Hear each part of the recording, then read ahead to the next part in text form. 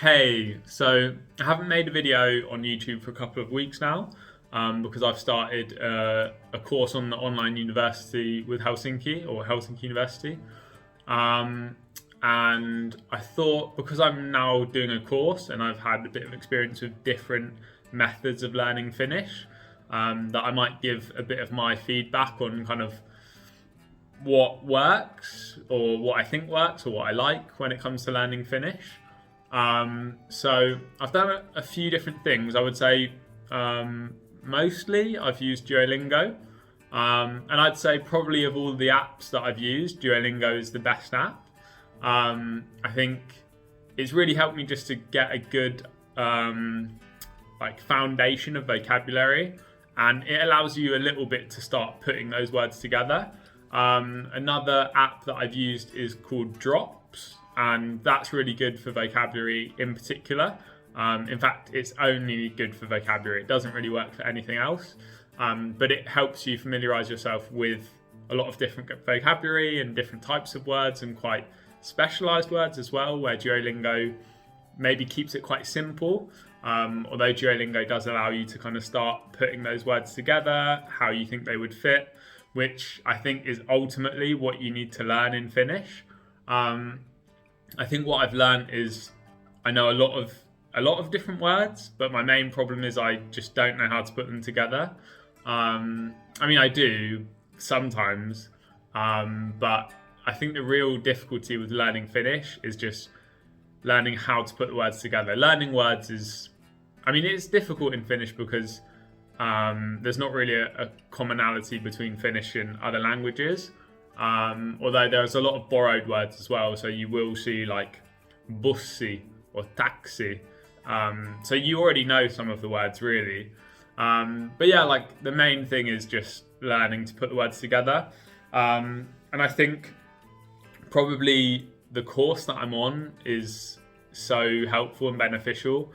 And I think it's been good that I used apps like Duolingo before I started doing the course, because it allowed me to build up that level of vocabulary that I could then start using when I was doing the course or am doing the course.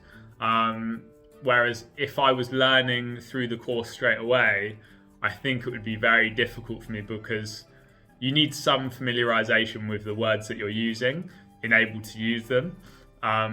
So I definitely probably would recommend using things like Duolingo. For me, I was learning Finnish for 2.5 years, all outside of Finland really. And so you're limited in terms of what resources you have available to you. And Duolingo is probably the best if you're in England. And you're just starting off as well. Like Duolingo, I think is a really good place to start. Then beyond that, I've started also kind of trying to watch kids' videos, trying to watch Moomins maybe. Especially if you can have subtitles as well, it can be really useful for you to familiarize yourself with the words. And if you just keep watching things, like you'll be surprised by how the first time you watch something, you do not understand anything at all. Maybe the odd word you'll know or recognize. But the more you do it, the more repetition you have, the more that things start to stick. And maybe when you first watch something, you don't really know what's going on. The good thing is compared to a book is that there's like images and you can kind of see what's going on. But as you watch over and over again and listen and read subtitles, you can start to understand things, and maybe words that you first time you listened to it, it was too fast and you couldn't quite catch it.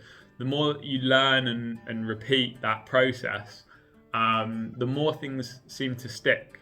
And I kind of wish I would have tried a bit harder to try to watch Finnish content. I think the main thing is it's got to be you've got to find the right balance. You don't want it to be too childish because they don't pronounce words properly. It's not very interesting. But equally, like more adult programs, sometimes they speak a bit too fast. For me, I think like Moomins is really good. So if you can find Moomins, I think that's pretty good place to start. There's obviously the newer version of Moomins and the older version. Now that I'm in Finland, I have access to the new version through Yle, so I watch it on Yle Arena, and I have subtitles, and I think that's really good. And I actually really like the new Moomins. I don't know if it's controversial to like the new Moomins, because obviously the old version, the illustrations is a classic. I like them both. The illustrations kind of remind me of, I used to watch Pokemon a lot. It kind of feels like an anime. Whereas the new one kind of reminds me of like a Disney movie. There's like lots of nice songs in it. It just feels happy and enjoyable. It's nice to watch. But yeah, I think like that's really useful now that I'm in Finland. So if you're in Finland, I would definitely use Yle Arena. Try and watch some kid shows. You can watch the new Moomins. And yeah, put the subtitles on. Another thing to do is also to watch Selko Uutiset, which is kind of like easy news or slow news, or yeah, I mean easy news, yeah. But it's a bit slow as well. That again is a really good way to start familiarising yourself. You only really hear more basic forms of words, but even when you don't, it's a little bit slower, so you can have time to process what you're listening to. I think that's one of the other things. Like when I'm listening to Finnish, I'll hear a word and I'm like trying to process like what does that word mean, and then by the time I figured it out, like we're already on to the next sentence and I'm completely lost. So the Selko Uutiset kind of helps you with that, because it's slow enough that you can hopefully follow at the right speed. And there's also Selko Uutiset online, like you can read it. It's like a online news. So if you want to read it, and I actually really like reading, because when I'm listening, sometimes I don't really know what word they're saying, whereas when you're reading it, you can see the letters, you know exactly how they're saying it. And so that's quite good. I think I've also kind of started to try and just read stuff. So on a different video, I showed that I have these Suomen Mestari. I've got Suomen Mestari 1 and Suomen Mestari 2 now. And it's been really kind of cool. Like the stories they have in here are very simple, so you're quite capable of kind of understanding what's going on. And even when you don't know everything, what I do is I just read it all, then I write it all back into like a notepad, and write in Finnish as well, and that's been really good. So on Duolingo, you don't have to use the I don't even know what to call it, like the umlauts or the little dots on top of the vowels. But when you're writing it down, like it's really good to just familiarize yourself. So now, like especially things like mina, sina, I always know already that those have like umlauts or dots on top, just because I've done it so many times. But when I was just using Duolingo, I had no idea. I didn't know when it was an A or an A. So just writing stuff down has been really helpful. But when I write it down, I try and kind of like translate as I go along. So maybe every paragraph I'll try and translate something, and that's been really good. And by using these books, it's allowed me to get more vocabulary, and things again stick in your head. And when you read stories, you kind of start to pick up more familiar words. So that's really useful as well. So I think that's been good, and I definitely recommend that, or getting some kind of kids books. So I have, I've not really used these too much, but you can kind of find, like, this is Aku Anka, which is Donald Duck in English, although Donald Duck's not on the front page, but this is Donald Duck anyway. You can find a lot of these. There's like Donald Duck everywhere in Finland. Not really, there's a picture. Not really much in England, so it's kind of interesting that Aku Anka is quite prominent in Finland, I would say, for like kids stuff. But yeah, anyway, it's good to kind of try and read like kids stuff, familiarize yourself. That's been really good. I'm doing more writing, watching stuff. I think if you're in Finland, the best thing for you to do is to just familiarize yourself, build your vocabulary. And then I've started doing courses So I did an in-person course, and now I'm doing an online course, which is intensive. And I think there's obviously pros and cons to both.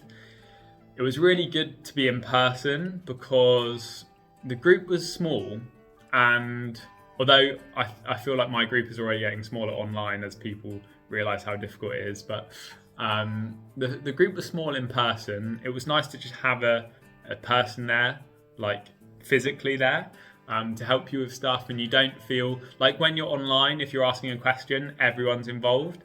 But if you're in person and you ask a question, it's just you and the person sat next to you. It doesn't have to be the whole classroom involved in your question.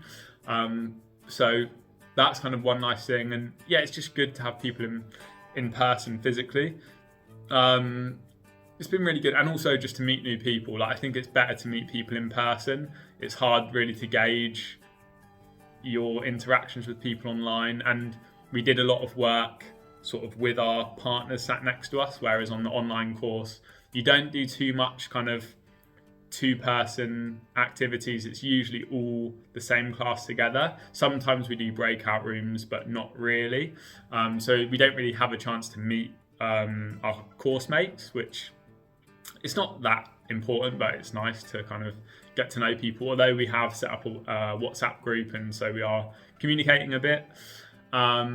I think the online course is good because it's every day, it's intensive.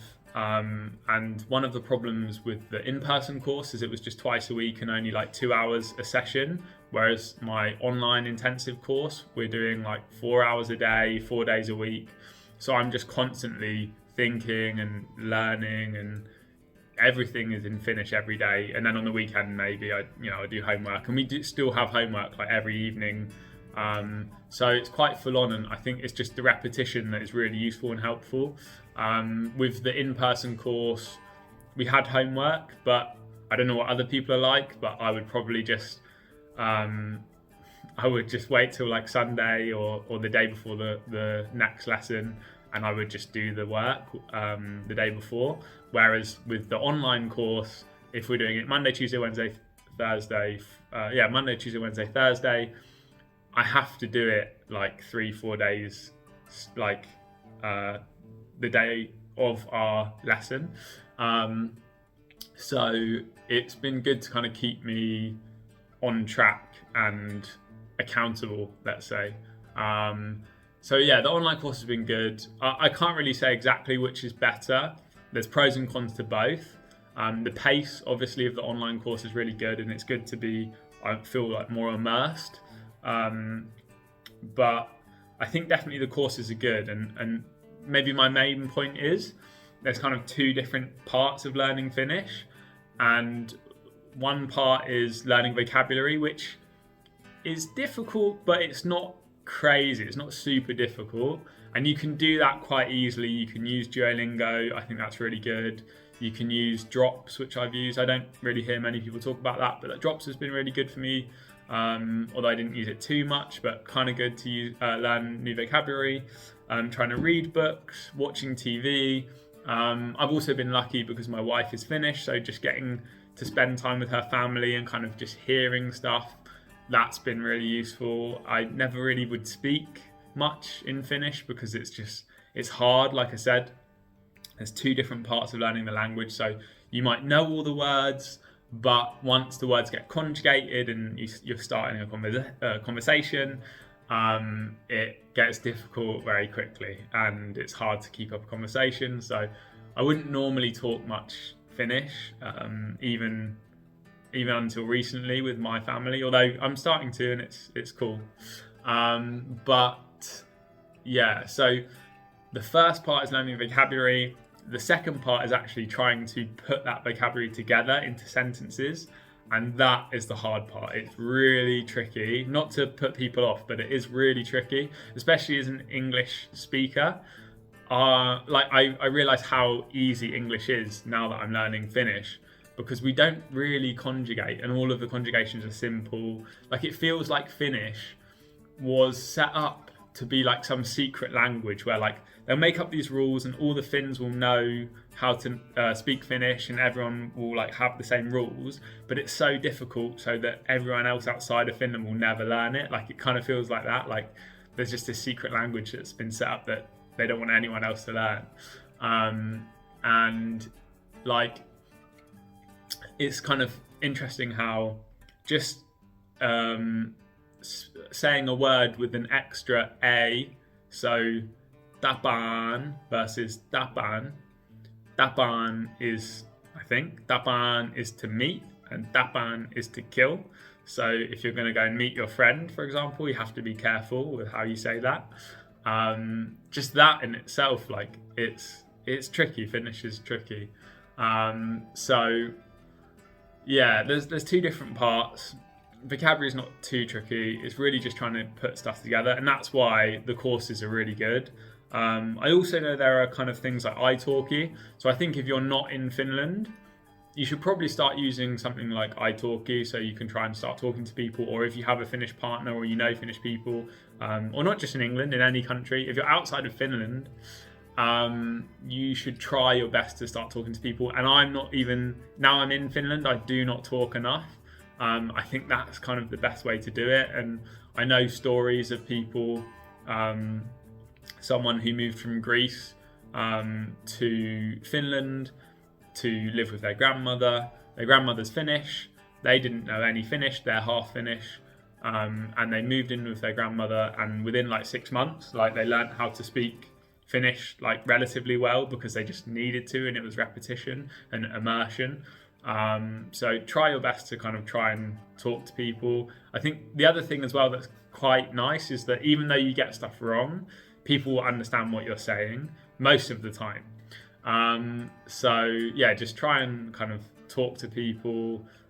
Don't be too worried about getting stuff wrong.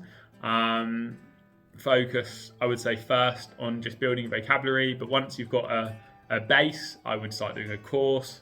There are actually people on my online course that aren't even in Finland as well. So if you wanted to do that and you're outside of Finland, I think that's a really good idea. If you have the time and you can do it, definitely do it. Like they're every summer. So definitely I would recommend that. I suppose that's kind of everything. That's my experience. I don't know if I can think of anything else that would be useful, but that's kind of my take, my opinion.